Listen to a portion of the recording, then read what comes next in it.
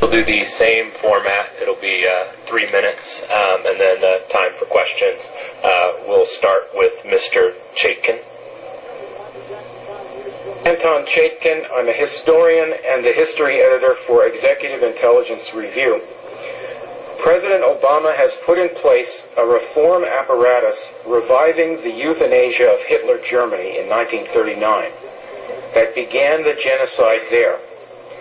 The apparatus here is to deny medical care to elderly, chronically ill, and poor people, and thus save, as the president says, $2 to $3 trillion by taking lives considered not worthy to be lived, as the Nazi doctors said.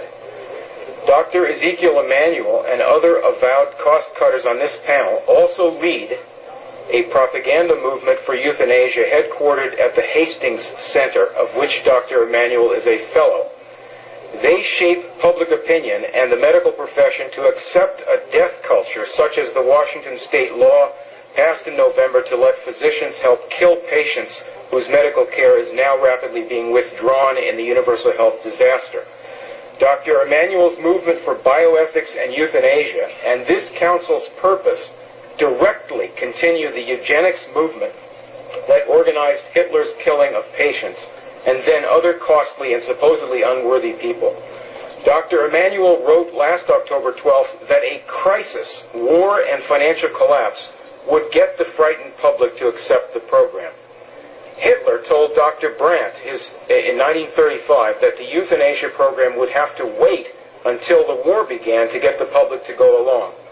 Dr. Emanuel wrote last year that the Hippocratic Oath should be junked. Doctors should no longer just serve the needs of the patient. Hoche and Binding, the German eugenicists, exactly said the same thing to start the killing. You on the council are drawing up the procedures list to be used to deny care, which will kill millions if it goes ahead in the present world crash.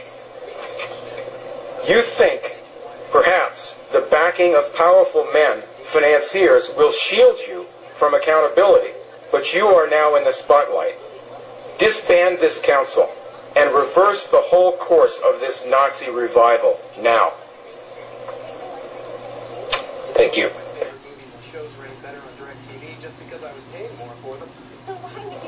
Quick break. I'm going to ask for questions and comments. Ms. Zuckerman, if you can come up, and I'm opening it up for the panel. Yes, we're still going to, Ms. Williams, you're still going to get to talk. I'm going to ask Ms. Zuckerman to come up and join you. We're going to take a quick stop in the panel to open it up for comments or questions, because we have a few folks who have to potentially go. The whole transcript will be available, though, and all comments will be shared with all council members.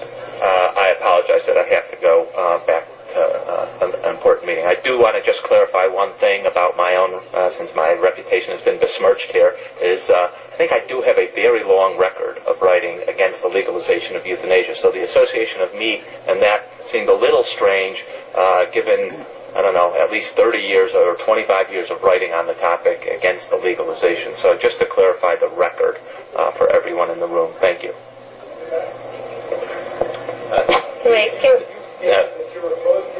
It says, as usual, they run when they are confronted with the truth. That's Ezekiel Emanuel, the brother of Rom Emanuel. Sir, it's not your statement was read into the record. It's not the time for debate, but we appreciate your comments. And we apologize for the break Look at the in the weasel. panel, but we just wanted to have that break. And now to report in this morning's Washington Post that the Obama administration is considering implementing a new fall vaccination program against the flu, a plan that would require Americans to get not one, not two, but 3 flu shots. Dr. Nancy Snyderman is NBC's chief medical editor. Nancy, good morning. Hi, Meredith. Unprecedented this is. How would this work? Well, here's the idea. On the first Saturday when we knew swine flu was an issue, the Centers for Disease Control held a conference, and we were already talking, with those of us who listened in, about how you're going to ramp up manufacturing this new vaccine on top of the old vaccine. It takes a lot of time. Right. About 5 months ago. And the decision was made, if we're going to get the normal flu vaccine to the general public in the fall, to hold it up while we figure out the swine flu flu was perhaps going to put the entire population at risk. So at that moment, the decision was made, we would go to normal flu production for the normal vaccine, like it is.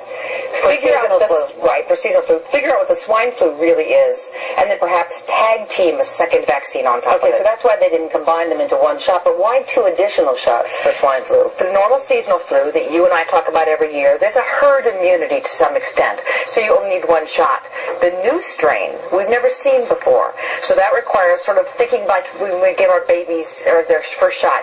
You get your shot, it boosts up your immune system, and then you need a booster. So for the new H1N1 swine flu, for which there's no known immunity in our population, that requires 2 shots. I would think, because it's hard to get people to take the original. As we know, don't we, since you don't get your flu shot. No, I don't. Okay, I might this year, though. Good. But now you're asking people to get 3. That's a tough sell. Well, Meredith, I think you hit the nail on the head. This is going to be a public relations, trust your government and your health officials, public campaign. Mark my words, you and I are going to be talking about this a lot between now and fall. So I think what the government is likely going to do is urge people to early on get their normal flu shot and then trust the scientists to say the swine flu is for real, get these other 2. Now, we've yet to hear the clear, concise direction from the government, so I don't think we should jump on the bandwagon before we hear what the recommendation is. But if they do believe that this swine flu could be a real uptick in severity, you're going to see a massive public education campaign. But we trusted the scientists back in 1976 with the original swine flu shot, and a lot of people got sick. Right. Not only that, some people died, some people were paralyzed. The shot itself. And people remember the swine flu vaccine as a terrible disaster. This government, these manufacturers want to make sure that does not happen again. But you bring up a very important point. Just because something works doesn't mean it's safe. And that rush to market is going to mean that we're going to have to prove that, yes, it will keep people from getting sick, and that the shot itself won't hurt anybody. More on this, I'm sure.